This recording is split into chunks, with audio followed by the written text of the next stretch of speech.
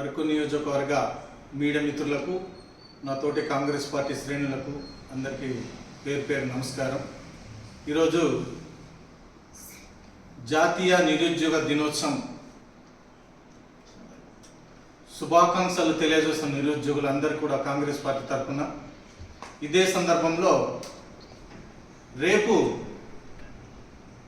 కూటమి రాష్ట్ర ప్రభుత్వము కేబినెట్ సమావేశం జరపబోతుంది. ఆ సమావేశంలో గౌరవ రాష్ట్ర ముఖ్యమంత్రి వర్యులు గిరిజన బిడ్డల కోసం 100% రిజర్వేషన్ జియో నంబర్ 3 చట్టబద్ధత కల్పిస్తానని గత ఎలక్షన్ ప్రచార హామీ ఇవ్వడం జరిగింది. దాన్ని రేపు జియో నంబర్ 3 ఆర్డినెన్స్ తీసుకురావాలని, అదేవిధంగా గౌరవ గిరిజన సంక్షేమ శాఖ మంత్రివర్యులు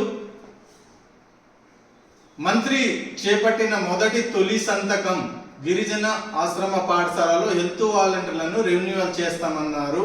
నేటికి అది అమలు కాలేదు. రేపటికి అది అమలు చేయాలి రేపటి నుండి అని కాంగ్రెస్ పార్టీ నుండి డిమాండ్ చేస్తున్నాం.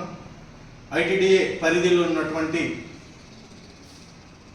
స్పెషల్ డిఎస్సి నోటిఫికేషన్ విడుదల చేయాలి. నిరుద్యోగులు దినోత్సవం సందర్భంగా మేము డిమాండ్ చేస్తున్నాం.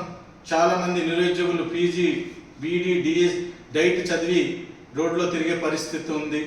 ఇదే సందర్భంలో గిరిజన సంక్షేమ శాఖ మంత్రివర్యులు గురుకుల కళాశాల పాఠశాల కళాశాలలో పనిచేస్తున్నటువంటి ఉపాధ్యాయులకు ఇచ్చిన హామీ నెరవేర్చాలి. వారికి ఉద్యోగ భద్రత కల్పిస్తామని, వారికి డిఎస్సిలో కలపకుండా వారి పోస్టులు వాళ్ళకే ఉద్యోగ భద్రత కల్పిస్తామని నేటికి 4 నెలలు అవుతుంది మాట ఇచ్చి.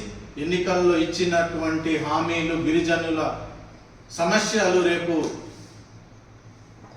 జరిగే కేబినెట్లో సూచ తప్పకుండా గిరిజన హక్కులు చట్టాలు చర్చించాలి. 1/70 చట్టము కూటమి రాష్ట్ర ప్రభుత్వంలో కూటమి తెలుగుదేశం, జనసేన, బీజేపీ నాయకుల కనుసన్నుల్లో గిరిజన ప్రాంతంలో ఉన్న భూములు అన్యక్రాంతం అవుతుంది, బడాబాబులకు అన్యక్రాంతం అవుతుంది.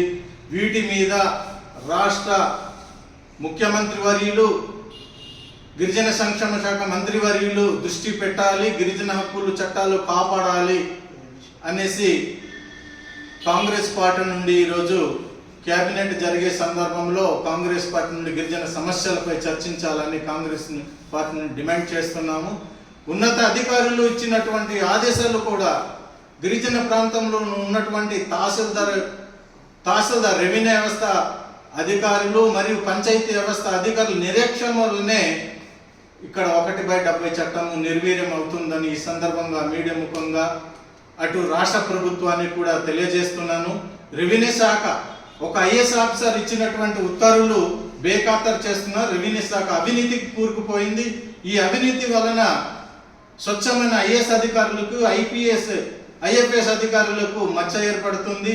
దీనిని అవినీతిని అరికట్టడానికి తక్షణమే రాష్ట్ర ప్రభుత్వం చొరవ చూపి గిరిజన ప్రాంతంలో ఉన్నటువంటి భూములు, గిరిజన హక్కులు చట్టాలు కాపాడాలని మరోసారి కాంగ్రెస్ పార్టీ నుండి డిమాండ్ చేస్తున్నాం. జై కాంగ్రెస్, జై కాంగ్రెస్, జై కాంగ్రెస్, జై కాంగ్రెస్, జై యూత్ కాంగ్రెస్, యూత్ కాంగ్రెస్ నాయకత్వం, కాంగ్రెస్ నాయకత్వం, రాహుల్ గాంధీ గారి నాయకత్వం, రెడ్డి గారి నాయకత్వం, సోనా కుమార్ గారి నాయకత్వం.